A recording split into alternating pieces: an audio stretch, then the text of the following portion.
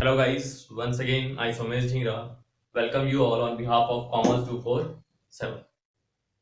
So today we are going to discuss about the Fewell's principles of management. As we already know, Fewell is the father of journal management and he provides us the 14 principles of management. Basically, what are these principles? These principles are the journal guidelines which helps the managers in taking the decision. Remember this.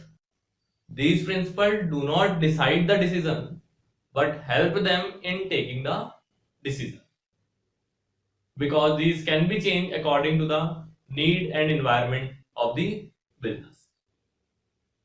So, out of these 14 principles, today in this lecture, we are going to discuss the 7 principles of the few.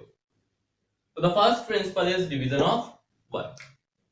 According to the principle of division of work, the whole work should be divided into small tasks. Suppose that it is a total work, it should be divided into small tasks. Once it is divided into small tasks like A task, B task, C task, D, E, F and G task. Now these tasks are assigned to the number of employees working in the organization according to their skills. So the basic motive behind the division of work is to make the specialization. The specialization can be achieved with the help of division of work, since the work is divided into small tasks. The second principle is authority and responsibility. As we all know, there are two parallel lines, authority and responsibility. When we talk about authority की बात करते हैं तो authority is the right to give order. Authority क्या है? Authority is the right to give order and obtain obedience. Whereas when we talk about responsibility is the obligation to complete the task within the time limit. Authority क्या है? वो right है जिसमें हम order दे सकते हैं और obedience obtain कर सकते हैं. Whereas responsibility is to complete the task or obligations within the time limit. So the Fewell suggested that there should be proper balance between authority and responsibility. One side authority and other side responsibility. तो इन दोनों के बीच में proper balance होगा, then only the business can survive for a longer period of time. Excess of authority can be misused.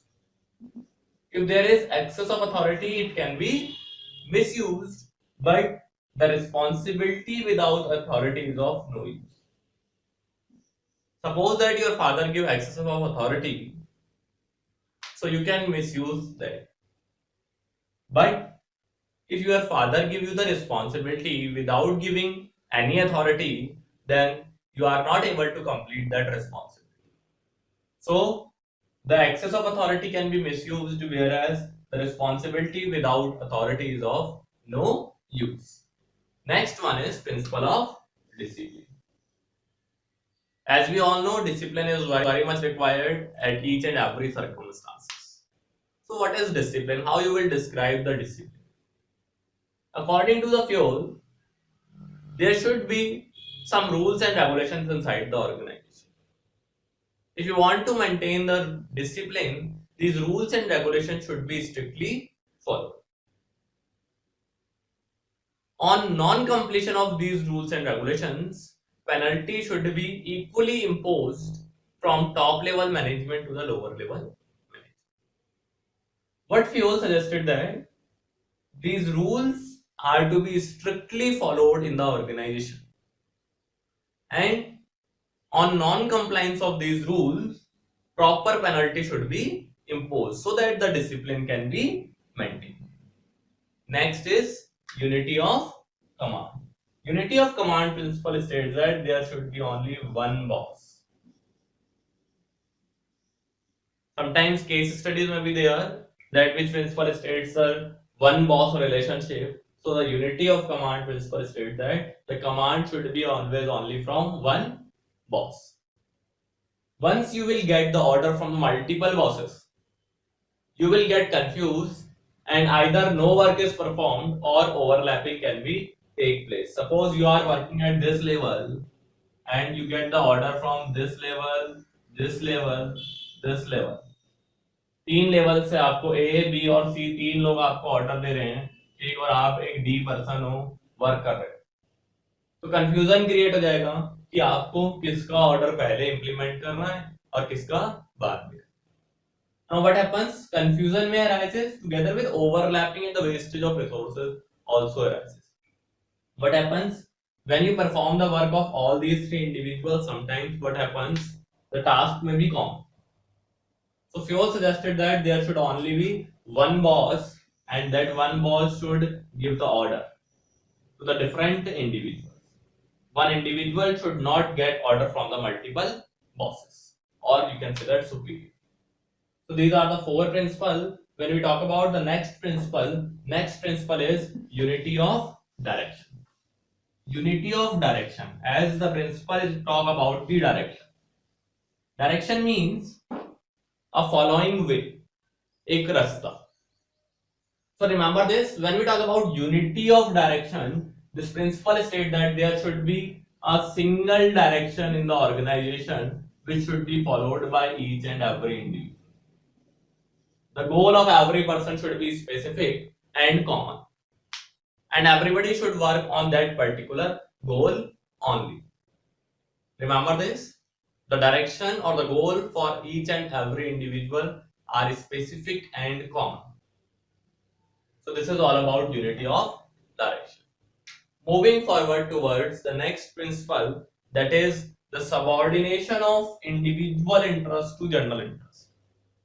This is subordination of individual interest to general interest. Now what happens?